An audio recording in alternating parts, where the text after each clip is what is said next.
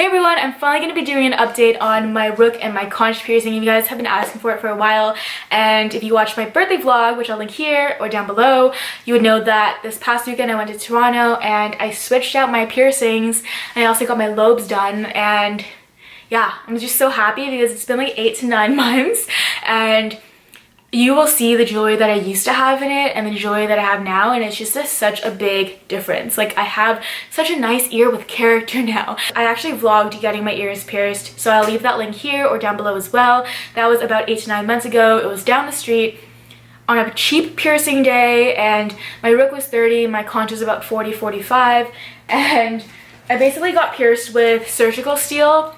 So that's what that looks like. In terms of healing, it healed fine. I didn't get any infections even though I got both at the same time because they were pretty far apart. I did fall for buying the Aftercare kit, but I don't want you guys to, so I'm telling you about this, but don't buy the Aftercare kit. It's such a waste of like $20, $30 sometimes, and it's just Q-tips dipped in water. It's Bactine spray. Picked this up at Walmart for like $4 to $7, and what I do is I spray the front, I spray the back, every single night now, but in the past I would do every morning and night, and that's how I clean my ears. I didn't even use a Q-tip or anything, and it really helps just clean it out because it is an antiseptic. I did taste this once, it wasn't good. It numbed my tongue, which says something, so yeah, don't eat it. One of the reasons why it took so long to heal is that, one, surgical steel actually has nickel in it, which I learned after going to this new piercing place, which I was super mad about. So keep that in mind. Surgical steel is what I was recommended at Perfect Image because they said this is what people usually get pierced with, and it's fine for people with allergies. So I was like, okay, I'll do that. So I didn't get like a major allergic reaction because it's just trace amounts, but it's still one of the reasons why it took so long to heal because my body was really sensitive to it. So that kind of bugged me, to be honest.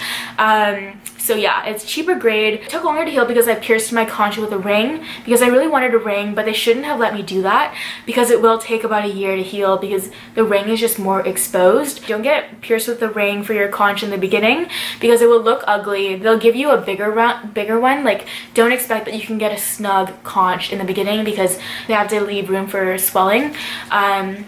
So yeah, that was my experience with that, and I just really hated having these in my ear for like 9 months basically because it was not aesthetic at all. There was no character. It was so basic. It didn't match my style. So that's why I finally went to Exotix and got my gold minimal jewelry. I'll tell you about the experience at Exotix now. So my conch and my rook finally healed. I decided to go there because Exotix is basically a higher end like piercing place because they have BVLA. Like, their whole inventory is BVLA, which is fine jewelry, so diamond, gold, whatever, you name it. So expect it to be a bit more pricey. But the way I think about it is that I'm going to be wearing these every single day for the rest of my existence. He helped me pick out the jewelry and really see like what would work. He helped me change out my conch and my rook first, and then I got my lobes done after. It was a really easy experience. Like, I would prefer getting my piercings changed out at a piercing place versus at home by myself because, one, it's usually free if you buy jewelry there. They'll help you change it out, and two, like, I think I would end up hurting my piercing more than helping it if I tried doing it myself because for the rook especially, you can't see where the piercing is and you have to get such a tight hold that I would just go to a piercing place and get it done there. It's so much easier. I also wanted to get my earlobes re-pierced because I thought they closed, but they were actually still open, so I was so shocked. It's open? Okay.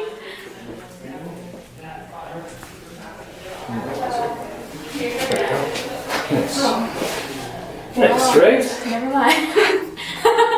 We're done. So he basically just slid a needle through it to reopen and re-stretch it, and I was like, oh my god. But yeah, so he just slid a needle through both my ears, and then he put my earrings in it and it was good to go. So yeah, I have little diamond studs in there now too. And then now my ears are good and I'm just so much more happier. I just want to say the experience at Exotix was so great. It was not sponsored at all. Like, I paid for everything myself, but I genuinely just had an amazing experience there. Six is so genuine and like he knows what he's doing, and he's not gonna like play you, basically. Like, you can trust him, and that's why I really liked it. So if you're thinking about getting a piercing, especially if you're thinking about getting like gold or diamonds, I would say go there because you get what you pay for. So I should have just done that in the beginning. I would have saved money. I would have saved 9 months of dealing with an ugly ear. Like, you pay a bit more for the experience, but you get to leave with a nice looking ear. Especially if you have allergies like me, the story would be very different for someone that like can just, you know, use whatever. In terms of pricing now, I left it to the end so that you can just click out if you're sensitive about this topic, but I'm not bragging or anything. Like, I hate that I have to make that disclaimer, but again, when I was doing research, I really wanted to get a better idea of what to expect, and I couldn't find any, so that's why I'm making this video now. So I basically ended up spending about $660 for my experience at Exotix, including tax. So that includes the 4 jewelry pieces that I got. This yellow gold tri-prong with 1.25mm diamonds is $195. That's pretty standard for the industry. The Rook, I have a yellow gold seamless ring in there. It's a 1/4 inch, which is as small as they make it. I asked because I wanted the smallest minimalist one. That was $75. These are 14 karat 1.5mm prongs, which were $115 each. And the other thing you have to expect to pay for is these are just studs at the top. You have to pay for the bar and then the back as well. So those are not gold, those are titanium. $20 for this, like the conch one, and then the back was like $10, and then for these ones it was $10 each as well, and the disc was $15. So yeah, that's why overall it was about $660. So expensive, but I think in the long run it's a good investment because this is basically my everyday accessory for the rest of my life. That's basically it for this video. I really hope that this helped you because I was looking for this kind of video when I was getting my piercings and couldn't find any, so yeah. Anyway, I'll see you guys later. Bye, love you. Bling bling. Bling bling. Aww. Thank you. I'm glad I went for the diamonds. Yeah. Oh, yeah. Yay, thanks. For sure, for sure. Okay. Excellent.